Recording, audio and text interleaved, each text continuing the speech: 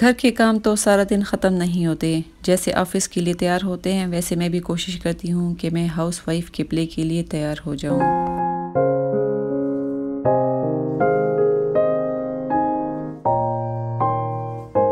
Housewife को घर की मलका कहा जाता है। मैं भी एक हाउसवाइफ़ हूँ और मुझे भी हाउसवाइफ़ होने पर फ़ख्र है।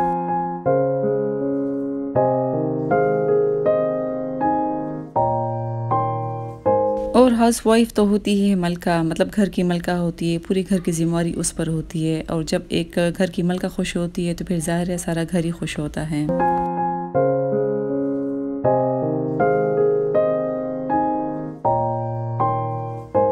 क्योंकि बतौर माँ या एक बीवी उसको बहुत सारे काम करने पड़ते हैं, उसको पूरा घर देखना पड़ता है, सारा दिन की मेहनत करनी पड़ती है, मतलब कपड़े धोना, बर्तन धोना, सालन पकाना, ये सारी मतलब घर को देखना होता है, हर तरह का सोचना पड़ता है कि क्या घर में ख़त्म हो गया है, क्या लाना पड़ता है। तो इसलिए भी एक हाउसवाइफ़ की ज़िम्मेदारी बहुत ज़्यादा होती है और जब एक हाउसवाइफ़ अपने आप को फ़िट रखती है, इन सब चीज़ों को देखती है, तो माशाल्लाह से घर काफ़ी अच्छा चलता है।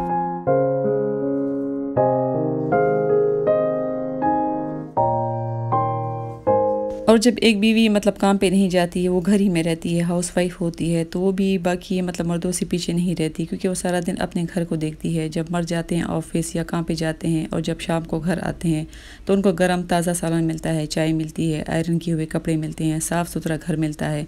तो बस सबसे बड़ी ज़िम्मेवारी तो मेरे ख़्याल में कि एक हाउसवाइफ़ की होती है।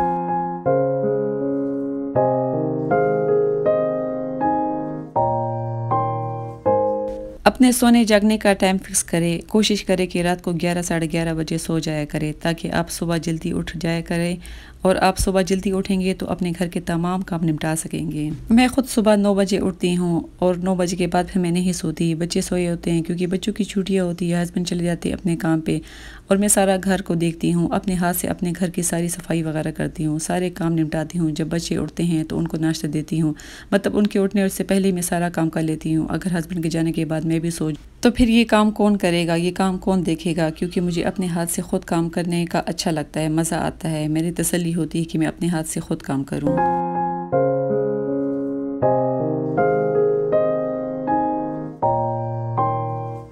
हाँ, फिर दोपहर को मैं थोड़ी देर के लिए पावर नैप लेती हूँ, मतलब आधा घंटा, 20 मिनट या 1 घंटा मैं सो जाती हूँ, तो फिर दोबारा से मैं फ़्रेश हो जाती हूँ और फिर सारे शाम के काम मैं खुद करती हूँ, मतलब देखती हूँ, तो मुझे अच्छा लगता है। इसी तरह आप लोग भी किया करें, अपने काम को अपना काम समझा करें, खुशी से अपना से घर के सारे काम किया करें।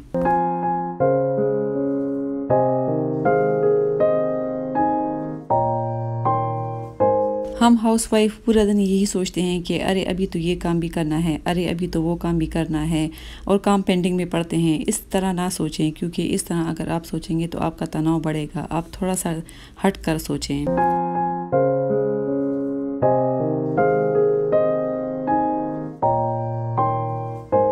बस काम करते जाएँ और अपने आप को शाबाश देते जाएँ और अपने आप को ये भी बताते जाएँ कि अरे हमने तो ये काम भी कर दिया है, हमने तो वो भी काम कर दिया है। तो आप इससे बहुत ज़्यादा रिलैक्स रहेंगे क्योंकि काम तो हमने ही करने हैं, किसी और ने तो आकर नहीं करने। मतलब जिनके घर में मेड वग़ैरह होती है तो उनके काम तो हो जाते हैं। और जैसे कि मेरे घर में मेड नहीं है, मैं हर काम अपने खुद से करती हूँ। मतलब शुक्र है कि मेरे पास जो आम वॉशिंग मशीन की जगह ऑटोमेटिक वॉशिंग मशीन है, आटा गूँथने की मशीन है, इसके अलावा हर किस्म के ग्राइंडर, जूसर हर एक चीज़ मौजूद है। तो फिर मुझे मेड रखने की क्या ज़रूरत है, बस काम फटाफट से आसानी से हो जाता है।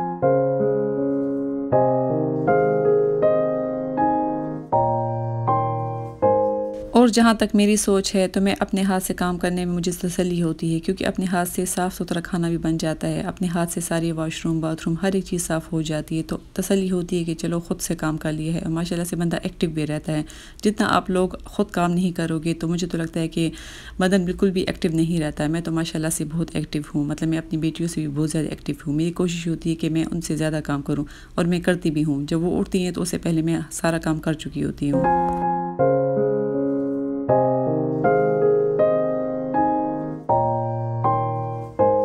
अपने आप को साफ़-सुथरा रखिए, अपने घर को साफ़-सुथरा रखिए, बाथरूम, वॉशरूम, किचन सब जगहों को साफ़-सुथरा रखिए। अगर डेली नहीं तो 2 दिन बाद आप साफ़ किया करें, नहीं तो वीक में 1 दिन आप ऐसे रखिए कि जिसमें आप डीप क्लीनिंग करें, मतलब किचन के सारे कैबिनेट को खोलें, उसको साफ़-सुथरा करें, उसको बिल्कुल नीट एंड क्लीन करें। इस तरह वॉशरूम तो ख़ैर मेरे ख़्याल में कि 2 दिन बाद धोने चाहिए क्योंकि वॉशरूम साफ़ रहने चाहिए।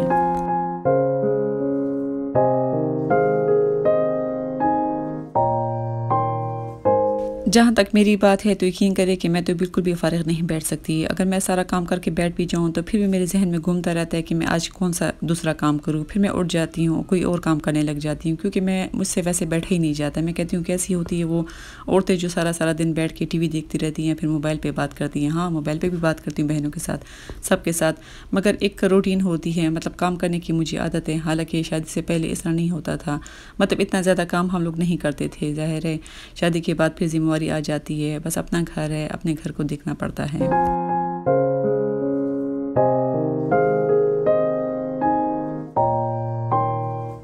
और मैं इन सब कामों के साथ अपना यूट्यूब चैनल भी चला रही हूँ माशाल्लाह से। मुझे इसके लिए भी कोई प्रॉब्लम नहीं है, क्योंकि मेरे पास टाइम होता है, मैं टाइम निकालती हूँ, क्योंकि मैं सुबह वक्त पे उठ जाती हूँ। इस वजह से मेरे सारे काम भी हो जाते हैं, कहीं आना जाना भी हो जाता है, यहाँ तक कि बाज़ार भी चले जाते हैं। मतलब काफ़ी ज़िम्मेवारी मुझ पर भी है, क्योंकि मेरे हस्बैंड सिर्फ संडे के दिन फ़ारिग होते हैं।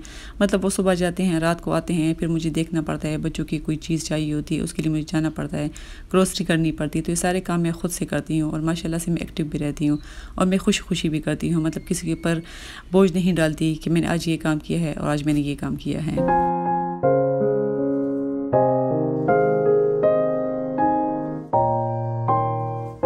अपने घर को सजाए सवारे, ज़रूरी नहीं कि आपका घर छोटा हो या बड़ा हो, या ये आप सोचेंगे कि मेरा घर तो छोटा सा है, मैं इसको क्या सजाऊंगी। घर घर होता है, चाहे वो छोटा हो या बड़ा, औरत ही इसको घर बनाती है।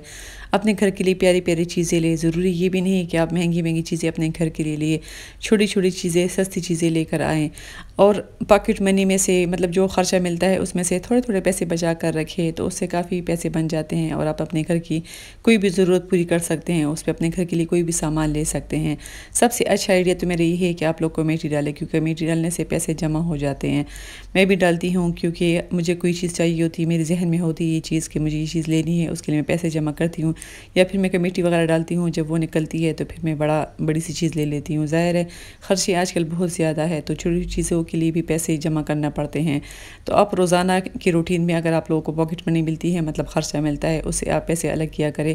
नहीं तो हफ्ते के हिसाब से कर ले, किसी किसी को महीने की मिलती है तो महीने के हिसाब से आप साइड पर पैसे करते जाए, और फिर कोई भी आप लोगों को ज़रूरत पड़े तो वो चीज़ ले लिया करें।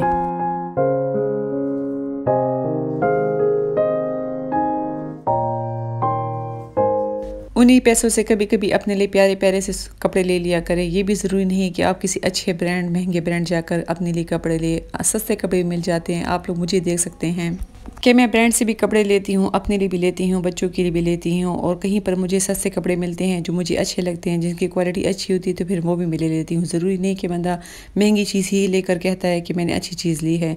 सस्ती चीज़ भी हर दफ़ा अच्छी ही होती है।